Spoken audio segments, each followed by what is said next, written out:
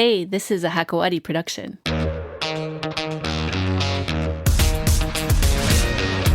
Hey guys, our guest today has a little bit of everything for everyone. He's one of the Arab world's most prominent photojournalists. He's well known for his photographs taken in Syria and Iraq. He's taken portraits of world leaders, including Bashar al-Assad and Queen Elizabeth, which have been published in some of the world's most widely circulated publications, including Time Magazine, Paris Match, and Le Monde. And in case I don't have your attention yet, he also just wrapped up an exhibit in Beirut featuring topless women. Oh, and by the way, he was just knighted. Ammar Abd Rabbo, welcome to the Men's Room. Thank you. Thank you for inviting me. Well, so we met actually a couple of weeks ago at your exhibit in Beirut called IM-Matricules, which is basically a topless model set on a backdrop of war-ravaged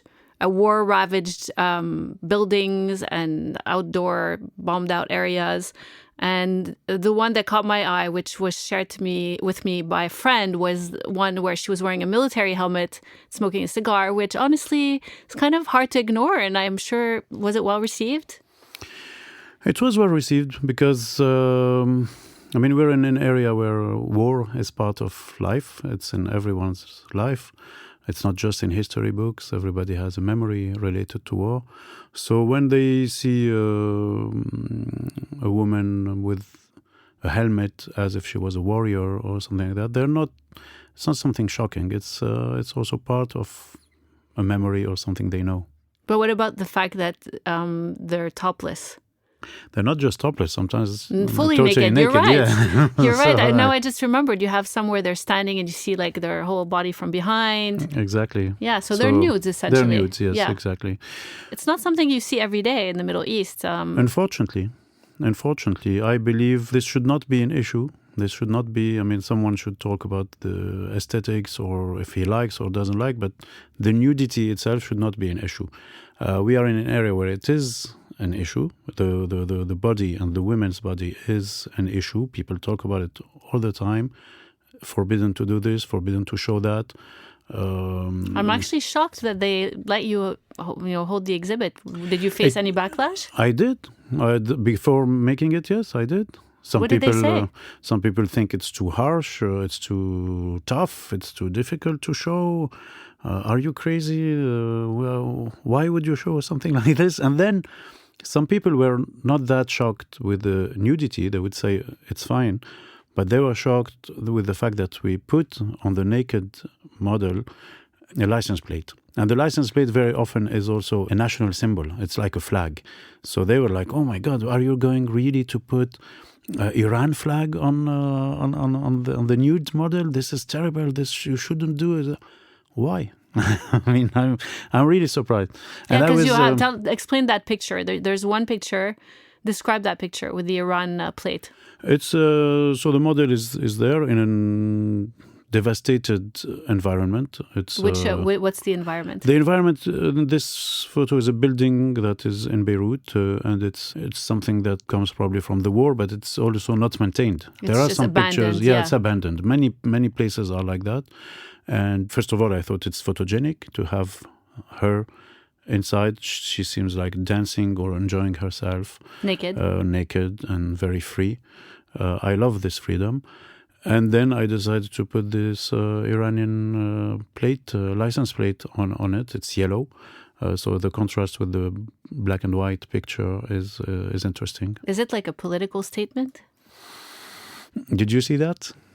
Well, to be honest, because there are so many different plates, it's not something that, of course, it's a political statement to begin with. I want you to explain the whole superimposition to begin with of having a nude woman in front of a dilapidated setting.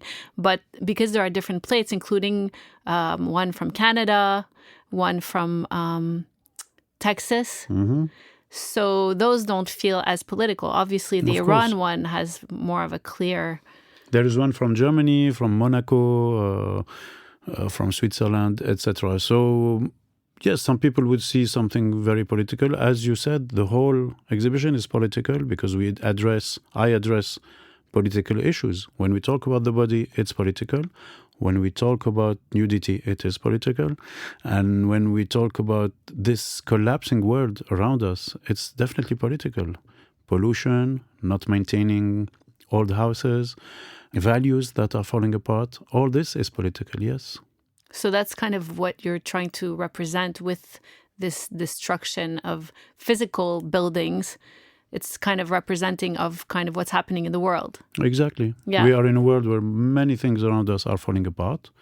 We feel powerless. We're watching all this. We're trying to do things. We try to call people, demonstrate maybe, vote in a way or another, but some things are still falling apart. The pollution or the environment are issues where we don't seem to manage to control things.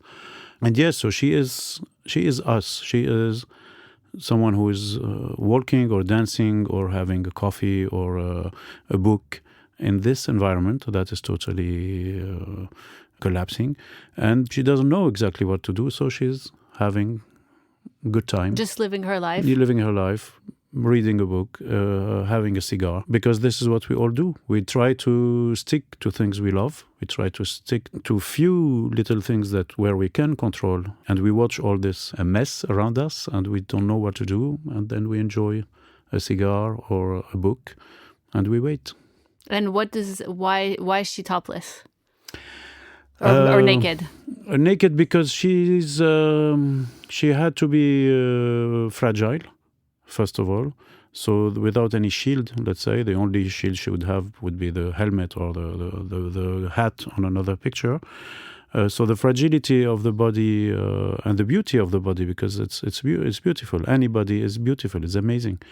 So I wanted her to have this, and also because some people get confused with the nationalities, they don't know if it's the same model or different models, etc.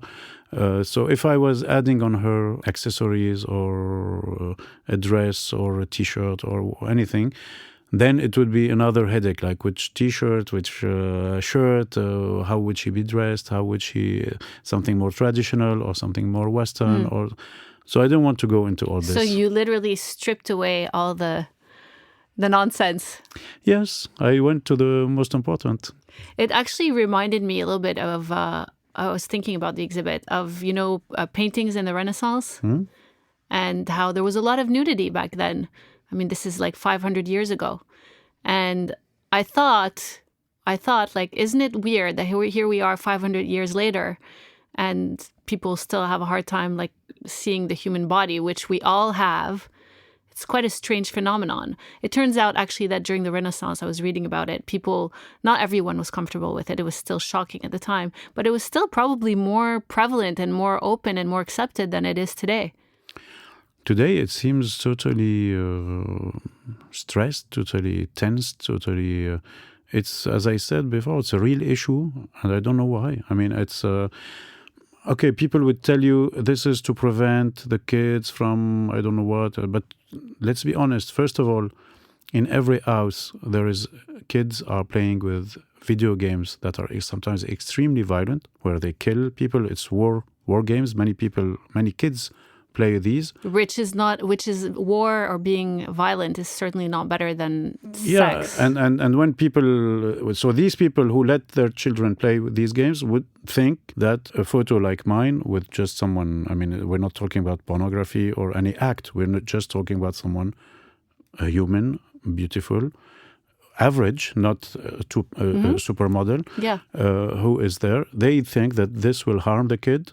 But all the war games, all the killing, or the blood will not harm the kid. Not only that, but like the music that's playing on the radio today with the violent words and just these kind of graphic descriptions of gratuitous sex and the way and actually oftentimes probably, some of the people on social media, the way they're dressed, even though they're wearing clothes, is probably a lot more destructive than seeing a natural nude body, which is just nature. I mean, you're not depicting it in a way that's aggressive or fake. It is for unreal. Some people. When you see the result, because we have now the result of, let's say, 50 years, let's say, of that kind of censorship in all the region, the Arab world. And you see the result. The result, to what people say, they say it is to protect our kids, it's to something, let's say, virtuous. But no, it's exactly the opposite. People are totally frustrated. Women in the street are harassed all the time. Even those who are veiled are harassed. So honestly, it's the results of these politics of censorship and etc. and veil, etc. are, I mean, we see them every day, are not working. So maybe it's time we try something else. Okay, well, your way of doing it is certainly an interesting way. It remains to be seen whether others will be as bold as you.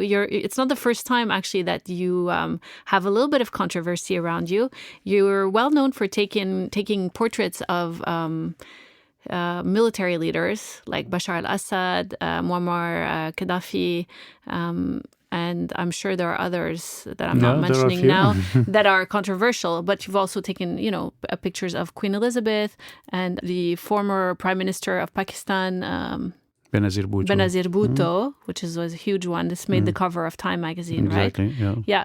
So I know I was, reading about you, and it seems that at some point you were kind of being called the photographer of...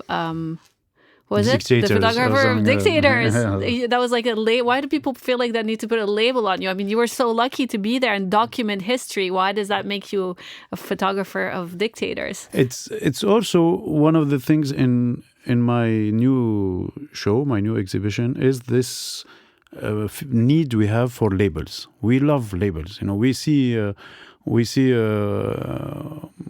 as I said, a woman with a license plate from Syria, and we put labels we have about Syria. We see her with Russia, and we put labels from Russia, etc., etc., etc. So yes, I was doing my job.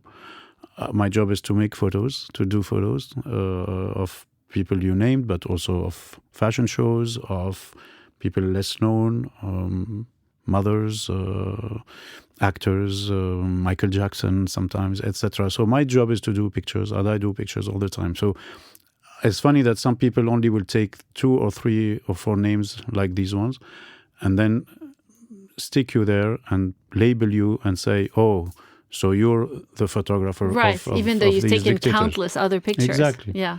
So it's their problem. It's not mine, to be honest. I don't have to defend myself. I don't have to...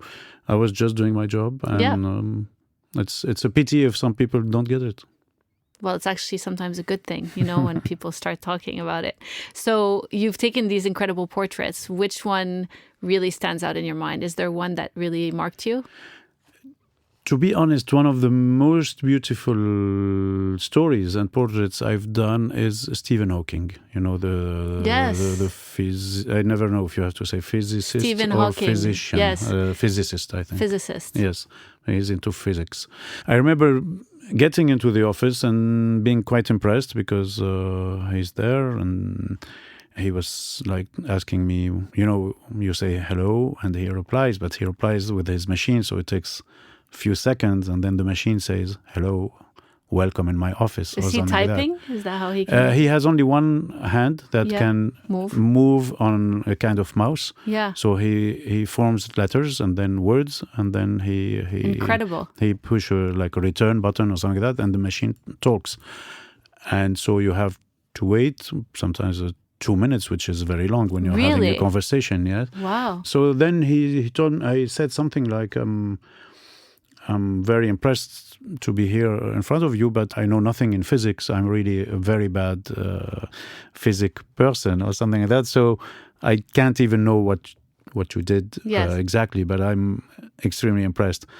And he laughed, and then he replied something like, I'm very lousy also with pictures, so we can talk or something like that. So it was funny, and then I stayed maybe more than an hour in his office doing a lot of pictures, a portrait, but then portrait with his wife, and then photos with his one of his students, etc., etc. And we spent a lot of time. And I found out by chance that he had a photo of Marilyn Monroe on the wall. And I was like, what is she doing there? And he said, I love her. And I said, oh, it would be great if I can have you under that portrait. And he said, yes. So he went, and I did this photo that was on cover of magazines later. That was the shot. So yeah, that was the shot. So it was this portrait is really very striking. That was the moment that is that I often talk when I teach young photographers about it, because it was very important there is also to know who you're talking to. Yeah. Very often people go without doing their homework. They don't know exactly what's the person, what does she do, why is she famous, etc., etc. And it's there's a big difference between photographing someone like this or a football player or a movie star, etc., etc. You have to know the universe and what they do. And probably a little humility goes a long way as well. Always, yes. Yeah. If you come and you're like the boss, well, very often they kick you out. They're the boss, Yeah. The model also, I mean, was it a very known person or unknown? But the model must be the boss. Even if sometimes you give orders, but she has, I mean, it will be her photo, her picture, so it has to be good. So you also photographed Bashar al-Assad and his wife. I think the photo of his wife was kind of what made people angry, because you have a portrait of her like wearing big sunglasses. It's very glamorous. Almost looks like an ad for, I don't know, an 80s ad for something. What year was that? Do you remember? That was, 2008. Very well. So what can you tell me about that? Like, what do you remember? I remember, I did a lot of photos of them and did some trips with them, etc. You were accompanying them, like as their private, like as a no, press... as a photographer, not their private photographer. They had their own private photographers, but let's say someone a bit closer than other photographers, yes. But that was, first of all, I mean, he's almost my age. He's just a year older. And he is extremely interested in photography. Okay. When he was a kid, he's a real amateur of photography.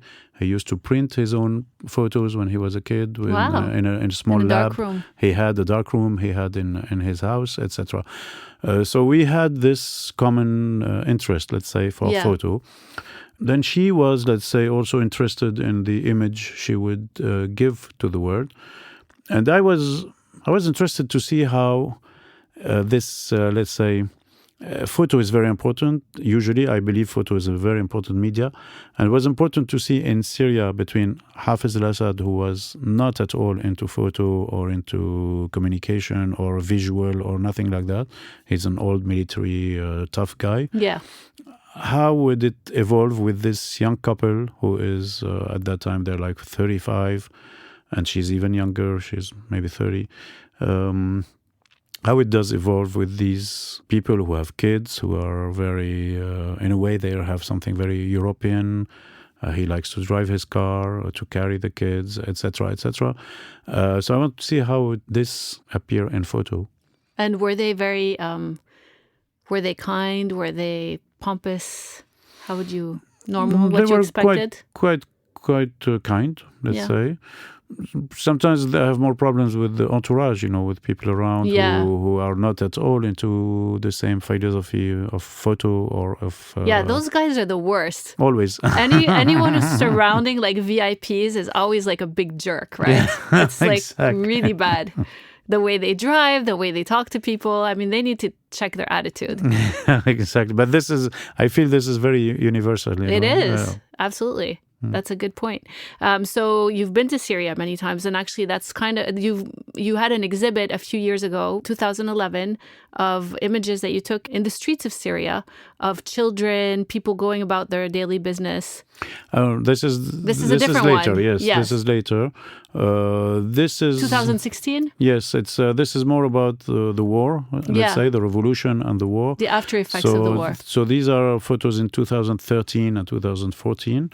And I was very much interested in showing how people, civilians, let's say, interact in wartime. Because it's very common that we show how militaries do the war, how they move from a place to another, how they conquer or lose a position or something like that. This is a communication that is very, very present in the media.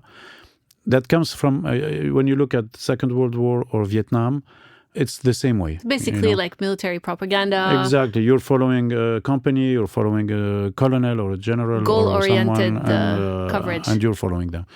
Very, very little attention is given to the family who's next door, or the people who need to eat, who need to teach their kids or take them to school, or you have a picture of those. There was a nice picture of those two little girls going to school. Exactly. It's. I think it's very important. Some friends who are more into psychology than I am told me, because I was a kid during the Lebanese war. Yeah.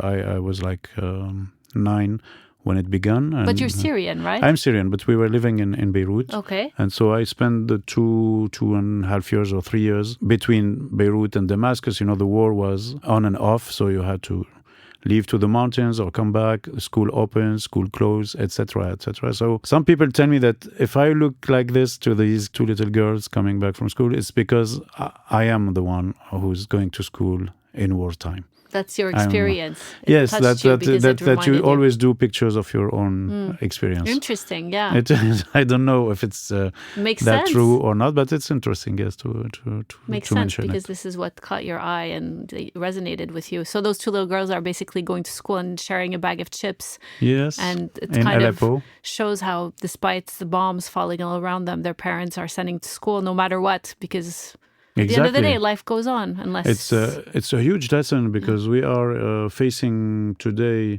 Usually, I mean, you have people who say today is too hot, or today is raining, or today I'm not sending the kids to school. This is something we hear, and this is a place where it's war. There's a siege.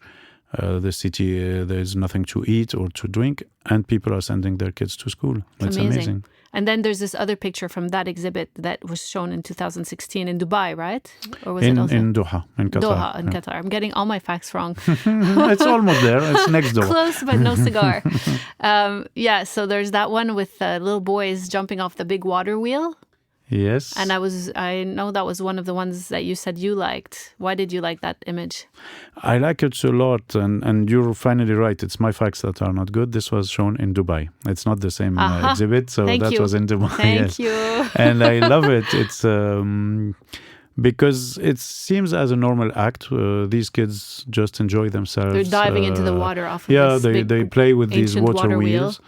And I like it because it shows, I mean, at that particular instant, it shows a kind of liberty, of freedom, incredible freedom, because you feel the guy is flying as if he's not depending on anything, So I like this image a lot. And it was for me like a vacation image. I was with my kids visiting this place, and I did these photos. And I never thought they would be one day shown in an expo or celebrated or bought by a museum or something like that. Is that what happened to that image? Yes, exactly. It's bought by a museum? Because, Which museum? It was bought in Dubai by a foundation, Bashar, and it was recently shown again in Beit Din in yes, Lebanon. That's right. It's funny how people later, I mean, okay, I try to say things, but as I told you, this was a holiday image, nothing like wasn't part of any job or exercise. Sure. But then when situation in Syria happens, this image expresses freedom, and people want to see freedom in Syria, so they love this image. Because when you say, I mean, let's do it as an exercise for kids or for young students, if you say photograph freedom, it's difficult. It's very difficult. How would you shoot freedom? What does it look like? Is it people dancing? Is it people chanting in the street? It's very complicated to show a picture of freedom. It's a concept. So people saw in this one, because the guy is flying, a kind of freedom, because he looks like a bird, or he looks like a human who can fly. So it was adopted, or it was loved by many people. You see them sharing it on social media. You see them talking about it, buying it in auctions, having it in their homes, etc., etc., etc. So this is something that you cannot decide. But there was another meaning also that I got from that picture, and I think you commented on this too, about him jumping. And how it's important to jump at the right moment. Exactly, yes. It's the picture just before. There's picture just before is him. I mean, him or another one, I guess. But on the water wheel, waiting for that right moment. And it's true that it makes me feel that it's like all of us. We are all waiting for the right moment to jump, to do something, to maybe to meet someone, maybe to have a new job or something. Sometimes you wait. If you wait too long, like on the water wheel, then you miss the jump and you have to wait maybe for another tour. And if you jump too early, you might hurt yourself. So there is a right moment. This guy was waiting for it, and we're all waiting for it. When you do a picture, you can decide that it will have this life or not. This is really the people who do. And I'm always amazed or impressed by the choices or the way it happens. Or now, what is next? There are projects, there are ideas, but I'd like also maybe to show this show now, IM-Matricules, or the one before that was in Beit Din, to show them somewhere else, maybe in France, maybe in Germany. I mean, there are contacts with different places. I don't know yet. Yes, I would love that. That would be nice. It's a great exhibit. I'm sure any city that would be lucky enough to have it thank you. Is a lucky city. So I hope it works out. I hope so. So it was great to have you. I'm really glad you stopped by. Thank you for inviting me again, and I wish you great luck with the show. And that's it for today. Be sure to check out hakawati.com and Apple Podcasts to check out all of our cool podcasts created just for you, all of you intelligent, enlightened people across the Middle East. And while you're there, don't forget to subscribe to The Men's Room so we can let you know when the next episode comes out. And feel free to comment too. Share your thoughts with us. Later, Gators!